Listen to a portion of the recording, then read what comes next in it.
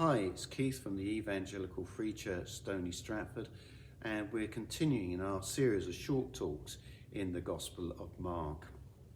And today we're looking at chapter 8, 1 to 13.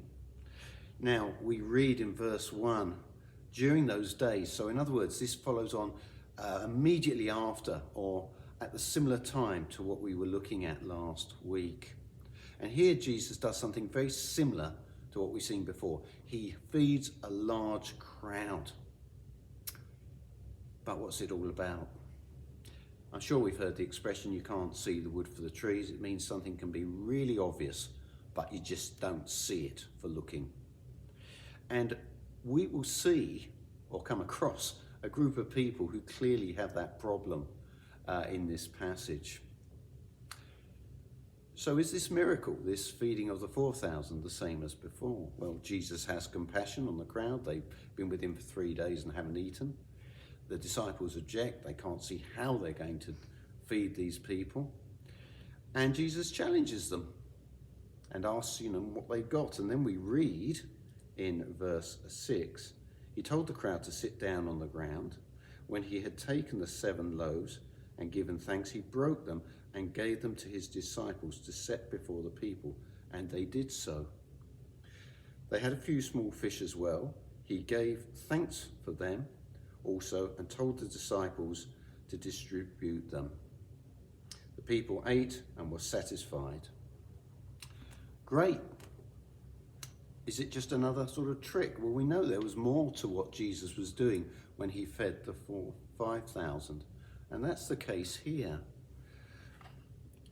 Is it just a repeat? Has the writer got muddled? Well, that's unlikely. The amounts are different, and interestingly enough, the rubbish collection afterwards, more leftover food is picked up than it was the first time. We can tell from the Greek word for basket that's used here. It's a larger receptacle. But what happens after that? Well, Jesus goes back across the light lake. And who should be waiting for him? But the Pharisees. And we read in verse 11, the Pharisees came and began to question Jesus to test him. They asked for a sign from heaven. Now this is interesting. They know he's been doing all these miracles, and yet they still want more proof. And Jesus is having none of it. Verse 12, he sighed deeply and said, "Why does this generation ask for a miraculous sign? I tell the truth, no sign will be given it." Do we think that's a bit cooperative? Well, Jesus has given plenty of signs. Why on earth do they need another one? Now that's where I say, we could use the expression, can't see the wood for the trees. These Pharisees have seen the miracles. They would have known of the previous miracle of this type where Jesus had fed a crowd of 5,000 and how that mirrored the feeding of the people of Israel in the Exodus, where Moses, through God's power, had fed them in the wilderness when there was no food. It's a remarkable picture, isn't it? Pointing to the divinity of Christ. And yet they want another sign. That seems a pity, doesn't it? But it does show how hard-hearted we can be. The writer to a group of Hebrew Christians who were thinking of going back to their former religion, in his argument to persuade them that Jesus is far better than anything their previous religion could have given them, says this. This is Hebrews 4 verse 7. Therefore, God again set a certain day, calling it today, when a long time later he spoke through David, as was said before. Today, if you hear his voice, do not harden your heart. That's a little quote of a psalm, Psalm 95 verse 7, written by King David long ago. And it's written about the hardness of the hearts of the people during the Exodus.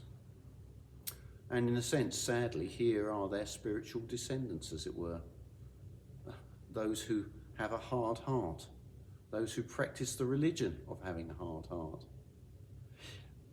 And here's the challenge. As we come up to Christmas, as we're in the Christmas season, we could do the same, couldn't we? We could not see the wood for the trees. We could celebrate Christmas and yet pay no attention to Christ and his coming. The writer to the Hebrews saw that as a tragic thing, not to acknowledge God when he had done so much. The tragedy of the Pharisees is that they see what Jesus is doing, it makes no difference. Their hearts are hard and they just ask for more signs. This Christmas, remember what the season is about. And that goes for any time of year anyway. Remember who Jesus is. Not just an interesting guy who did a few clever things or the equivalent of some magic tricks, but someone who is truly divine, God with us. Thank you for listening.